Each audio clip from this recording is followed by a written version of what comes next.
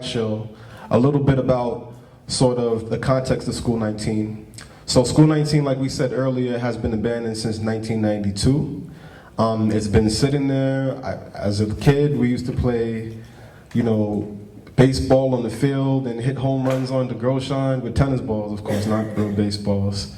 Right, so it's been in decay. It's been in the middle of the community. At the same time, you have increases in crime in the community. Right? You have a need for more community spaces, a need for programs for young people to occupy their time. A lot of times we get mad at young people for being on the street, but we pose to them no alternatives. Right? We need to create spaces, and we need to actively create these spaces. And a lot of times I think we get it backwards, right? We sit here and say, okay, we need a community center, then we turn to our elected officials and we expect them to make that just pop out of nowhere and just deliver things. No, we have to guide that process. We have to be the ones sitting down, envisioning what exactly we need to see in our communities, coming up with a strategic plan, and then folks that are in office can support that plan, hopefully, right? So what we're talking about is the School 19 building. I think right now it's owned by the city of Yonkers. We've done a lot of research. It's owned by the city of Yonkers. It's in very bad condition. There was a request for proposals, which is basically the process that the city goes through to see if they can get a developer to come and meet some specific sort of need that the city is looking for. And in 2006, there was a request for proposals for development organizations to turn School 19 into a housing site.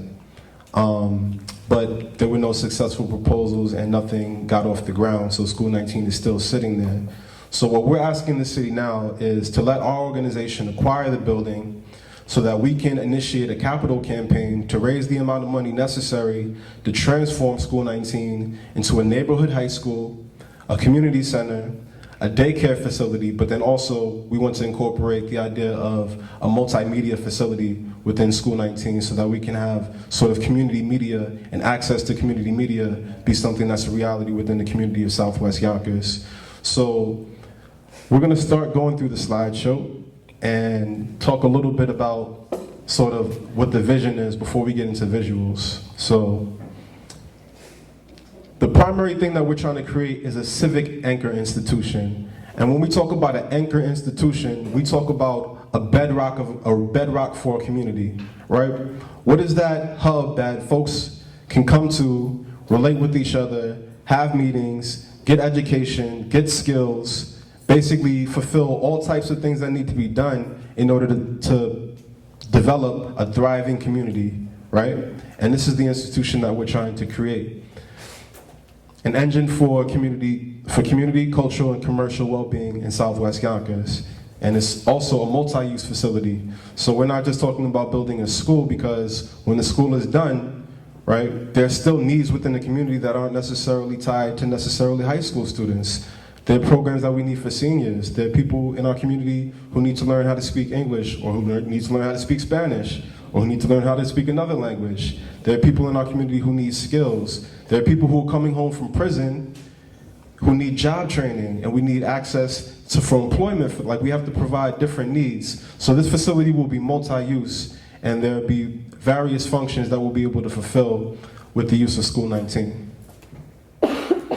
So we also talked about incorporating early childhood education, because everyone knows probably the most critical time in a young person's life in terms of education is the early childhood years, because getting ahead early will basically affect how you learn in the future. So we want to make sure that we create an institution for early childhood education represented through a daycare facility on the Groshine side of the street of School 19.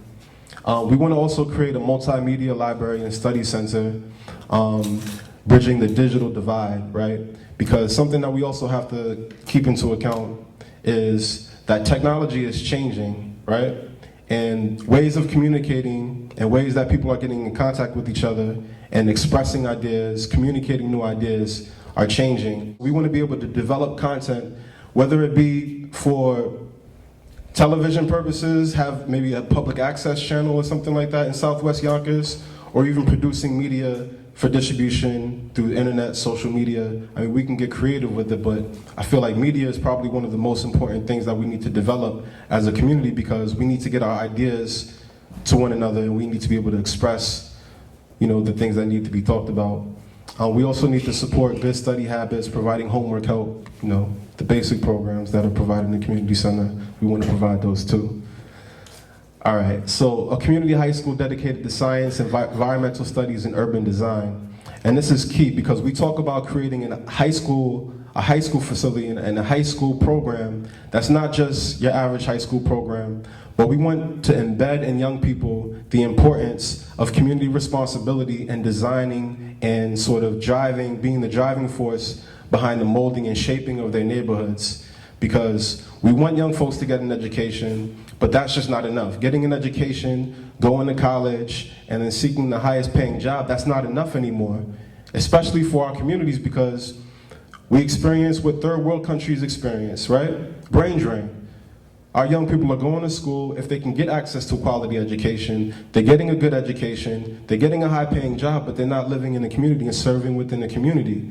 We need to instill in our young people the importance of getting education, learning skills, but then also learning how to relate with your people, relate with your community. So you could take whatever skills you learn in college, in postgraduate studies, and apply that towards developing and struggling with people in your neighborhoods to make your community a better place. And that's sort of like the theme of the high school that we want to implement with the School 19 site.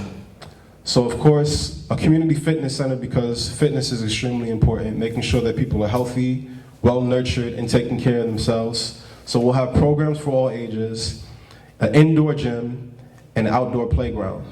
And we have some visuals of that playground that are really pleasant that we're going to share with you guys in a minute. Community media and arts facility, we talked about this, connected to Yonkers public access infrastructure.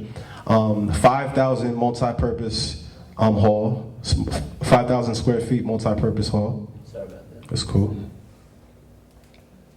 Performance space for public meetings, which is extremely important. This would be an expression of that. A video studio, a space for weddings, receptions, workforce development and media. That's the last slide. Okay. So we can see that School 19 poses a facility that has infinite potential for the development of our community, right?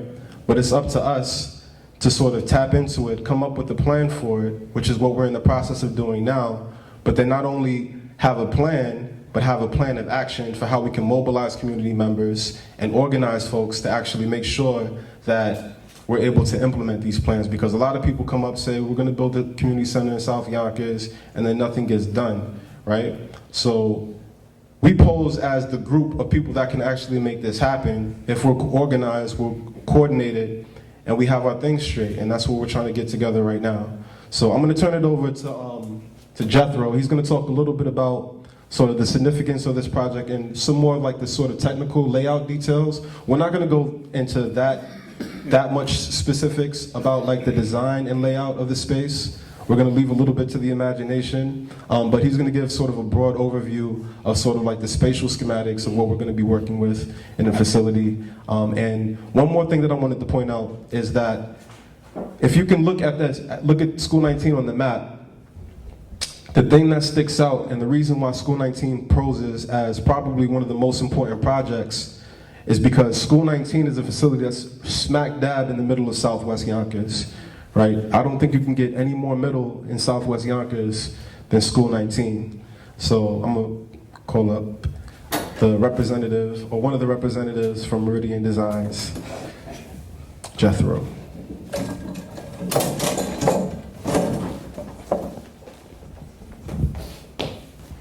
Thanks, LaMont. So yeah, this first slide here represents exactly where, and I'm sure most of the people standing in this room know better than either Charles and I, who are both from Brooklyn, of where it is and what the surroundings are. One of Bice's, what's the large avenue that just comes up over right here? South Broadway. South Broadway.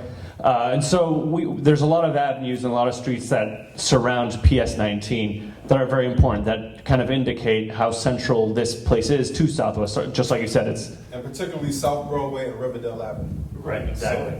So like you said, it's smack dab in the middle of everything. Exactly. So let's go into some kind of place setting shots. So we kind of, early on in the process, we kind of took a look at what we're dealing with, what the site is. As LaMont said at the beginning, it's in a certain state of disrepair, right? But clearly we're dealing with a beautiful blank canvas here. What we can do, we have effectively 4 stories here to play with and to really provide the community with a steady anchor, something that we could bring everybody together around: community, school, fitness. Keep going. This is the southeast corner. Right now we're at the east entrance of the building on Grosjean. Keep going. Northeast corner of the building from Grosjean. So this more or less goes to a dead end, but then LaMont, you were telling me that this kind of goes to a parking, right? At the end you make a right? That's the parking entrance to the castle. Or To the castle, right? You got it, that was what we called it the castle growing up. All right, this is on Jackson Street, looking southwest. This is the southwest corner of the building. We got an entrance here. There's a door, I believe, right here, and then 2 more doors up that lead up to the basement. And then on the first floor, we have. I mean, it's your typical high school as far as I remember it. Keep going. This is just a close up on the west entrance. And then, so what we have right here is, we'll go into the numbers later. We have the significant square footage of the building. The 4 floors that we have are going to hopefully be dedicated to a lot of what you talked about, the community building. And then we have a kind of a significant square footage over here. If you go back to the, I believe it's the west, forward a little bit, I'm sorry. That's right here. The leasehold of the space kind of comes up to this fence right here, and it extends upwards in the grade up to Grosjean Avenue. And when we were sitting in the office looking at all these pictures, we were looking at this as a very serious opportunity to make an extension on the building. Obviously, everyone's going to have their own ideas of what to put into the building, but let's capitalize on it. And so this right here, what we have is an idea for just using the existing exterior grounds for a playground, throw a basketball court in there. The extension area? Correct. Mm-hmm. That orangey section is the extended part that we'd be able to put. We were thinking about having something on the first floor and the basement. Obviously, we can get creative with it. If you go to the entrances. Oh, right, entrances. We have 3 or 4 entrances we have 1 on Grosjean existing, and then 3 or 4 on Jackson Avenue. And then we want to be able to swing by later on and see. There's probably 1 or even 2. Right. So what we're looking at here is kind of our vision. We can have if we bring up the playground to the first floor where that stone foundation is, we'd be able to provide parking just underneath it. And with the property line as it exists, we'd also be able to provide some kind of these little picnic benches. And I mean, just this vision right here shows how, I want to say, inclusive this playground could be. We'd have enough room for a basketball court, for early childhood playgrounds up in the back. And I'll just add that basically, if you look from Grosjean Street at the playground area, so basically what we're representing with this is that this would be ground level down here, right here. So this is where the playground is at now. So we want to take the playground because there's going to be a need for parking, definitely. So we're going to have the playground serve as the parking lot and then build on top of it a structure where the platform of the structure we'll be able to build a playground on top of it so that we're not removing the playground by including parking within the plan, but we're including parking and we're actually building a playground and actually expanding over here to create more space for playground because the daycare center potentially would be on the Grosjean side of the street because the building is subdivided to the Grosjean entrance and you have the Jackson Street entrance. So we would have the community high school and media center on the Jackson Street side of the building, and then on the Grosjean side of the building, you would have the daycare center on the bottom floor, and the playground, nothing essentially would be for the young people. Yeah, I mean, speaking with LaMont, I mean, we've had enough teleconferences with one another on this throughout the last week, but this seems to kind of culminate our beautiful vision of how we bring everybody from the community around the same hub, let's call it. And so during different parts of the day, like you said, you could have like a recording session. You could have people learning how to edit video and then upload it to YouTube that same day. And so you make these media moguls like right here on the spot after, instead of either hanging out on the street or going back home, you stay there after school and you get to learn how to speak Spanish, how to use Final Cut Pro. Yeah. Okay, so these are some of the numbers that we've been, and what's more important about this graph is the possible uses, most of which LaMont has already gone into: daycare, early childhood education, community media arts center. You have a cafeteria nutrition program, community meeting spaces, community fitness center inside, and then the community fitness center outdoors, which is what we were looking at in the photograph. Multimedia library, study center, community high school. Excuse me, back of house, which is just a lot of the square footage that can't be used for anything else, and parking, which we anticipate being able to have about 25 parking spots. The gross building area. So what we have here is our existing totals up to about 40,000 square feet, and if we tack on that little orange space that we kind of extended out to the leasehold of the space, excuse me, we have approximately 4,000 square feet to play with. Existing yards. Yeah. Thanks, Jethro. Yeah. There's a lot that can be done with this space, and I'll leave it to you guys to kind of decide what needs to happen in this space. Give it up for Jethro.